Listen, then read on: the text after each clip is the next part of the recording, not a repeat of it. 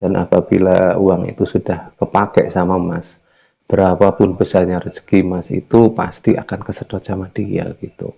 Loh, tapi kan saya sok kadang Senin Kemis Pak, yaitu semakin Anda tirakat, semakin Anda walaupun puasa tirakat apapun ya rezekinya masuk ke sana karena udah dibeli sama sama dia gitu. Waduh Pak, kok seperti itu gitu ya, saya ngomong seperti ngomong ke Pak Kiai tersebut, ya memang seperti itu Mas, di dunia ini memang nggak semua orang baik gitu.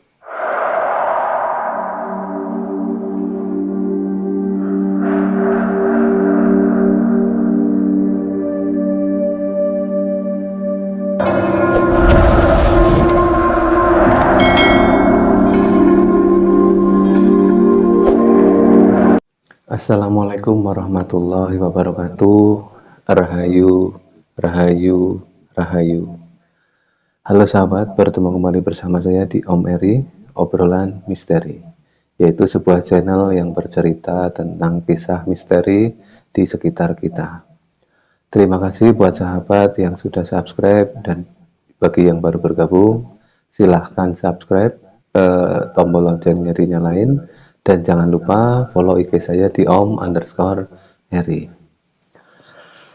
Pada kali ini saya akan bercerita tentang pesugihan beli rezeki lah ya, kalau orang Jawa saya bilang, logatnya aksen Jawa, beli rezeki atau rezeki gitu ya. Apakah ada pesugihan tersebut, pesugihan tanpa tumbal, beli rezeki? Kita simak aja video ini sampai akhir biar tidak gagal fokus. Cerita ini berawal dari pada saat saya punya warung pecel lele lah ya, punya warung lesehan di Jogja. Pada saat itu saya berjualan di daerah Babarsari. Saat itu ceritanya seperti biasa lah ya, singkat cerita saya buka warung dengan dibantu beberapa orang untuk membantu saya. Kita memang belum lama lah, masih baru, tapi ya sudah lumayan banyak lah jualannya gitu. Seperti biasa kita jualan malam dari jam habis maghrib sampai jam 1, kadang jam 2,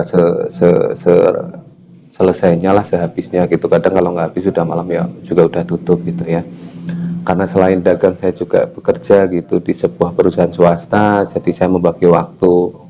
Singkat cerita, setiap hari kami jualan udah omsetnya udah agak banyak lah gitu, tapi suatu ketika tiba-tiba eh, jualan itu sangat drastis menurunnya gitu. Yang tadinya kalau udah habis maghrib itu kan, kalau di kota gede itu terutama di Jogja kan banyak sekali anak kos gitu ya, mahasiswa gitu, tapi pada malam itu sampai jam 8 lah, sekitar jam 8 itu kok belum ada yang datang, belum ada yang beli. Gak kayak biasanya gitu, kalau biasanya kan jam 7 aja pengunjung sudah ramai, tapi pada saat itu jam 8 belum gitu. Saya waktu itu merenung dan berpikir, kok kenapa ya, yang lain kan rame gitu ya, warung-warung lain rame gitu, seperti biasanya rame, kok ini nggak ada yang beli, bahkan nggak satu pun yang masuk gitu. Langganan pada kemana, saya pikir apa mungkin pada pulang kampung atau kemana gitu. Tapi yo saya positif thinking aja gitu, ya mungkin nantilah, nanti jam 9 atau jam 10 rame gitu. Tapi sampai akhirnya jam 9 dan jam 10 ternyata nggak ada satupun yang masuk gitu. Baru sekitar jam setengah 11 ada yang masuk gitu. Itu juga temen, dan bertanya, kok tumben warungnya sepi, nggak kayak biasanya gitu. Kalau biasanya kan warung rame terus gitu.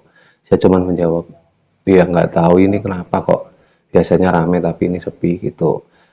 Akhirnya sampai jam 12 baru ada satu lah yang masuk gitu. Terus saya berpikir, bahwa ya udahlah, nunggu yang lain selesai, nunggu yang lain, warung-warung yang lain, lesian yang lain pada tutup, ya mungkin nanti akan baru pada masuk ke warung kita gitu. Kita sambil nyantai aja lah gitu. Tapi sampai jam 1 warung sudah banyak yang tutup, kenyataannya ya tetap sepi gitu. Akhirnya sekitar jam 2 memutuskan diri untuk udahlah, tutup aja. Mungkin hari ini ya namanya juga dagang ya, rezekinya nggak baik gitu atau kurang banyak gitu. Akhirnya kita tutup dan pulang. Keesokan harinya seperti biasa buka warung dan buka gitu ya. Habis maghrib kita udah buka dan saya penuh harapan bahwa wah, untuk nutup yang kemarin, karena kemarin memang nggak rame gitu, siapa tahu hari ini rame. Tapi kenyataannya ya memang tetap masih sepi gitu, sampai jam 7 jam 8 masih tetap belum ada yang masuk gitu. Baru sekitar jam 9 ada teman masuk, eh, kebetulan dia juga sama-sama dari Jawa gitu, sambil ngomong, loh mas kok sepi warungnya ya gitu, kayak ada yang aneh gitu. Aneh gimana gitu? Ya nggak biasanya kalau daerah sini kan ramai semua warung gitu, bahkan yang baru buka aja pasti langsung ramai gitu.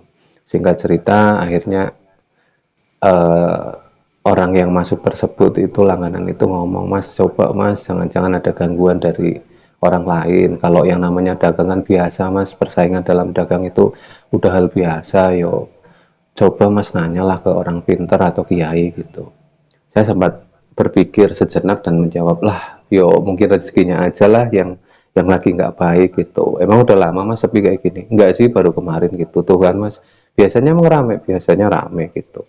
Setelah dia selesai makan, akhirnya sampai jam 11 pun nggak ada yang masuk. Terus saya mulai berpikir, apa bener ya omongan teman yang tadi itu gitu ya, kok ya aneh gitu ya, kan orang sebanyak itu di situ yang lalu lalang gitu, kok warung rame semua, kok di tempat kami enggak gitu. Akhirnya karena sampai jam 12 itu nggak ada yang masuk, akhirnya saya memutuskan untuk udahlah tutup aja gitu, toh kayak kemarin sampai jam 2 aja nggak ada yang masuk juga. Setelah tutup kami pulang dan keesokan paginya akhirnya saya akhirnya datang ke orang pinter lah ya, sesuai saran teman saya itu.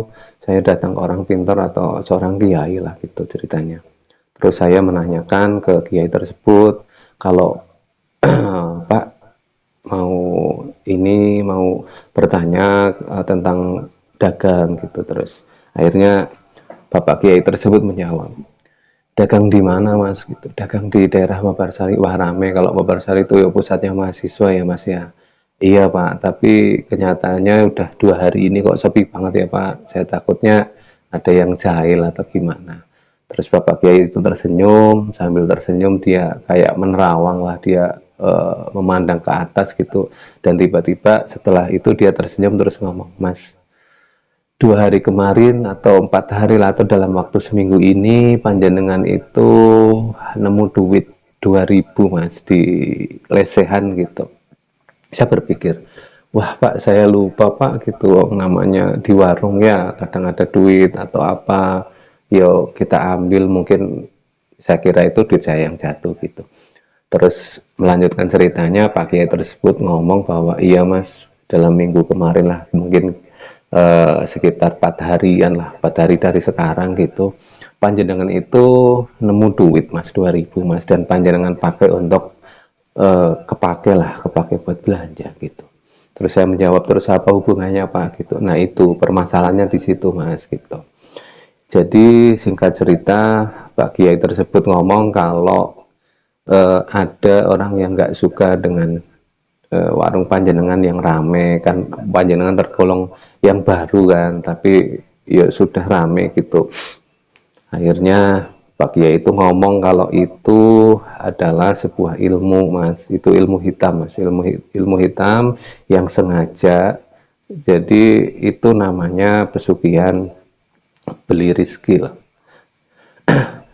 Jadi efeknya apa pak gitu, saya nanya seperti itu, kok bisa-bisanya rizki bisa dibeli, sedangkan rizki itu kan dari yang di atas pak gitu. Iya memang seperti itu mas, itu namanya ilmu hitam mas. Jadi yang punya warung lain gitu, maksudnya orang lain yang nggak suka sama mas itu biasanya yo sambil jalan atau apa gitu, dia sengaja menjatuhkan uang tersebut, yang intinya agar uang tersebut itu diambil sama mas dan dipakai. Dan apabila uang itu sudah kepakai sama mas, berapapun besarnya rezeki mas itu pasti akan kesedot sama dia gitu loh. Tapi kan saya sok kadang Senin Kemis Pak, yaitu semakin Anda tirakat, semakin Anda walaupun puasa tirakat apapun ya rezekinya masuk ke sana karena udah dibeli sama dia gitu. Waduh Pak, kok seperti itu gitu ya, saya ngomong seperti ngomong ke Pak Kiai tersebut, ya memang seperti itu Mas, di dunia ini memang nggak semua orang baik gitu. Akhirnya singkat cerita udah gini aja Mas, saya kasih air putih di plastik lah, saya dikasih air diplastikin gitu, nanti tolong disebar di warung panjenengan depannya gitu, insya Allah nanti eh, pengaruh buruk atau negatif dari pesugihan tanpa tumbal tersebut itu ya nanti akan hilang insya Allah Mas gitu. Terus akhirnya Pak Kiai itu ngomong, yo jangan heran Mas kalau di dunia perdagangan seperti itu. Singkat cerita, saya pulang sore gitu ya, udah sore lah waktu itu, terus kami siap-siap dagang dan ya seperti saran Kiai tersebut tadi, sebelum dagang saya menyebarkan air di depan sambil disapu gitu, terus saya menyiramkan air tersebut, saya campurkan ke ember, terus saya siramkan ke depan. Setelah buka jam 6 setengah tujuan, ya memang benar sih, keadaan warung itu memang ramai kembali gitu, pulih lah seperti kayak yang biasanya gitu, kayak yang sebelum 2 hari kemarin yang begitu sepi gitu. Saya berpikir, ya Allah, kok iya bener ya, kenapa kok bisa-bisanya ada orang yang nggak suka jahil seperti itu gitu ya, tapi ya sudahlah, yang penting kan warungnya sudah ramai gitu, ramai kembali gitu. Singkat cerita, sekitar jam 7 jam 8 rame, terus tambah rame, dan karena langganan banyak gitu, udah kenal baik, itu adalah salah satu langganan yang ngomong nyeletuk gitu, Mas kok 2 hari nggak buka, kemana, pulang kampung apa gimana gitu ya. Loh, saya kaget gitu, orang saya buka terus kok gitu. Enggak Mas, saya itu tiap hari di sini om, kos-kosan saya deket situ kok Mas gitu. Saya itu 2 hari itu loh mau ke sini, tapi Mas tutup terus gitu, warungnya gelap gitu. Saya berpikir, loh orang saya buka kok ya gitu. Tapi ya tetap dia ngeyel kalau kalau dia itu nyari-nyari warung dan katanya tutup gitu. Ya udahlah, saya berpikir oh mungkin itu efek dari pesugihan beli rezeki itu gitu ya. Akhirnya singkat cerita saya berpikir, oh iyalah, mulai sekarang saya akan lebih lebih waspada lah kalau kalau nemu duit gitu ya. Akhirnya selang beberapa minggu lah, singkat cerita beberapa minggu, hampir 2 minggu lah, 2 minggu 3 minggu setelah itu tiba-tiba kejadian terulang gitu.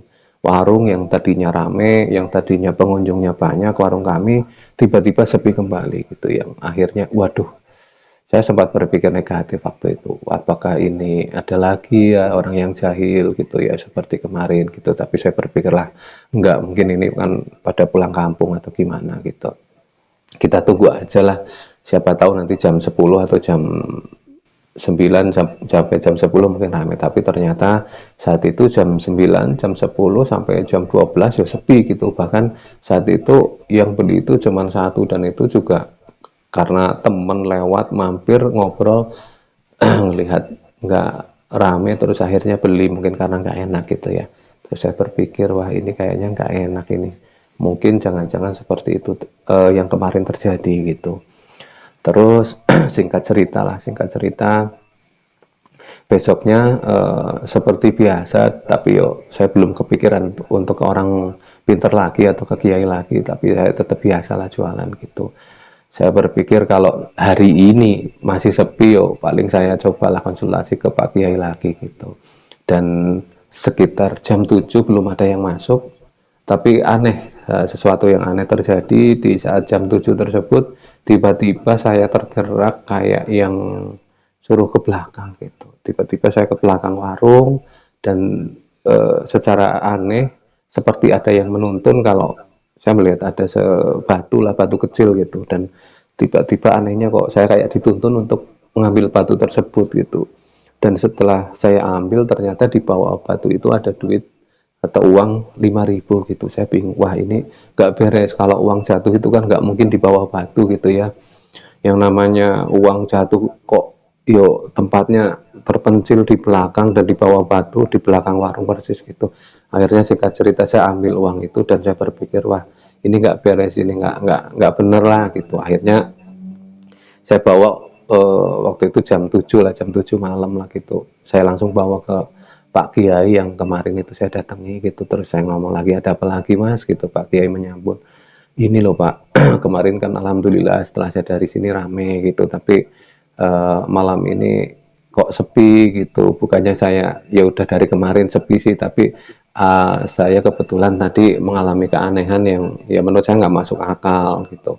Aneh gimana mas gitu, ini loh Pak, saya sambil mengeluarkan duit yang saya tadi udah masukin ke plastik gitu, pas dari warung masukin ke plastik, saya ngasihkan ke Pak Kiai tersebut, ini loh Pak, uang apa itu gitu, saya nemu di belakang Pak, dan di belakang warung itu ditindih sama batu gitu. Terus Kiai itu sambil megang duit itu, sambil dia baca-baca doa gitulah, dia terus sambil geleng-geleng kepala, dia sambil astagfirullahaladzim gitu. Saya diam, terpaku lah agak lama gitu. Terus Pak Kiai tersebut ngomong, membuka pembicaraan, ini yang kemarin Jaili Mas ternyata sudah terlalu jauh Mas, sekarang dia tidak menginginkan rezekinya Mas lagi, bahkan lebih. Sekarang yang diincar bukan cuman rezekinya Mas aja, tapi yo sekarang sudah ke nyawa Mas gitu. Saya kaget gitu loh, Pak kok bisa seperti itu gitu ya. Iya saya juga heran gitu ya, kok kayaknya benci sekali sama Mas gitu ya, kenapa gitu. Terus saya akhirnya nanya, Pak terus gimana Pak gitu, padahal saya kayaknya kan nggak pernah yo bikin salah lah ke orang lain, tapi ke orang lain kok kayak gitu gitu. Yo itu biasa Mas, persaingan bisnis gitu. Jika cerita bahagia itu mengeluarkan air kembali gitu dan ngomong, ini Mas, seperti kemarin air ini begitu sampai Mas di warung, di tempat usaha Mas, tolong nanti air ini langsung disebar di depan warung panjenengan gitu. Terus Pak Kiai itu menyambung dengan, nanti lihat aja warung mana yang sepi malam ini, yang biasanya ramai banget dan sekarang sepi, itulah yang ya yang jahil lah sama panjenengan gitu. Lihat aja Mas gitu. Saya ngomong ke Pak Kiai saya kan nggak berminat untuk membalikan. Iya nggak apa-apa. Memang Mas nggak berminat untuk membalikan, tapi yo saya yang nggak terima lah Mas. Yo ibarat saya nanam tapi tanaman saya dirusak sama orang tersebut, biar orang itu tahu lah kalau di sini juga banyak orang bisa gitu. Saya nggak terima, biarpun Mas terima tapi saya nggak terima. Ya udahlah Pak Kiai, terima kasih. Terus akhirnya saya mohon pamit ke Pak Kiai tersebut karena waktunya udah malam dan saya harus jualan. Singkat cerita sampai di warung, sesuai saran Kiai tersebut, seperti perintah Pak Kiai tersebut, saya menyebarkan air putih tersebut, air bening tersebut ya, yang di air gitu seperti biasa dicampur ke ember, saya sebar di depan warung gitu ya. Sekitar jam setengah delapanan lah, waktu itu setengah delapanan, dan sebelum nyebar air saya sempat nanya ke yang bantu saya lah gitu, gimana warungnya gitu. Dia menjawab, nggak ada Mas, dari tadi nggak satu pun yang datang gitu, sepi banget padahal yang lain ramai gitu. Saya pikir udahlah nggak apa-apa gitu. Setelah saya sebar airnya sedikit demi sedikit yo rame gitu, dan jam 8 lah, jam 8 wah rame banget gitu. Saya juga heran, wah kok rame, alhamdulillah lah gitu. Sampai jam 11 lah kita kan yo nggak lihat karena kita sibuk gitu, sibuk melayani pelanggan gitu ya kita, akhirnya gitu. Setelah jam 11 agak capek gitu, saya capek gitu, saya keluar sebentar ke warung gitu dan melihat keadaan di luar. Dan memang eh, seperti yang Pak Kiai tadi bilang, ada salah satu warung yang yo memang itu warung sudah terkenal ramai banget karena jualannya udah lama lah dan langganannya udah lama gitu. Tapi saya perhatikan tidak ada satupun yang masuk ke situ gitu. Bahkan warung yang lain ramai semua dan hanya satu warung itu yang sepi gitu. Saya berpikir apakah ini ya yang dimaksud sama Pak Kiai. Tapi terus saya menepis lah udahlah itu yo memang mungkin lagi nggak ramai gitu ya. Tapi saya cuma berpikir bahwa yang namanya usaha kok ternyata nggak gampang gitu ya. Ternyata orang dagang itu yo banyak saingannya, walaupun kita nggak jahil ke orang, tapi yo ada aja orang lain yang pengen menghancurkan usaha kita. Yo mungkin saya berpikir karena mereka nggak mau kesaing ya, karena mereka itu kepengen rame sendiri atau melihat wah ini ada pendatang baru kok langsung rame gitu ya, nggak tahu lah. Tapi yang jelas sih kalau menurut saya dari situ saya banyak belajar kalau di dunia dagang gitu memang ya persaingan sangat ketat, apalagi di kota gede. Bahkan kayak magic kayak gitu pun dipakai dalam hal itu gitu. Nah, sejak saat itu saya mulai berpikir, ya Allah berilah saya ya kekuatan dan lain sebagainya. Saya sempat berdoa lah gitu. Singkat cerita akhirnya sampai jam 12 gitu, karena sudah habis saya akhirnya tutup dan akhirnya pulang gitu seperti biasa. Ya mungkin cerita saya hanya sampai di situ gitu ya. Kesimpulannya adalah bahwa yang namanya pesugihan tanpa tumbal bilik rizki itu ya memang ada. Saya mengalami sendiri gitu ya. Perkara sahabat-sahabat semua percaya atau enggak, mungkin bagi orang yang dagang gitu tahulah gimana kalau dunia perdagangan seperti apa, apalagi kalau di kota gede dengan jejer-jejer gitu. Kalau warung tenda itu di Jogja kan yo dempet gitu yo, jejer gitu, nggak ada sela, nggak ada jeda gitu ya. Jadi persaingan model seperti itu banyak sekali, dan setelah saya terjun ke dunia itu baru tahu gitu ya kalau misalnya persaingan secara magic itu ada gitu ya. Nah, kembali permasalahan tadi, masalah pesugihan tanpa tumbal, yaitu pesugihan beli rezeki itu, saya tidak bermaksud apa-apa. Saya cuma bercerita kepada saudara-saudara semua gitu ya. Kalau kepada sahabat-sahabat semua, kalau misalnya sesuatu itu memang ada, dan saya tidak menyarankan untuk orang seperti itu. Saya yakin kalau segala sesuatu itu siapa yang menanam pasti dia akan menuai gitu ya. Jadi kalau menurut saya yuk sampai saat itu, dan sekarang saya sudah nggak jualan, tapi eh, saya tidak pernah melakukan hal seperti itu. Tapi saya pernah menjadi korban dari orang yang tidak suka gitu. Tidak sukanya walaupun kita tidak melakukan apapun, tapi yo tetap aja orang nggak suka karena kita maju. Intinya banyak orang yang nggak suka melihat kita maju. Mungkin itu cerita dari saya.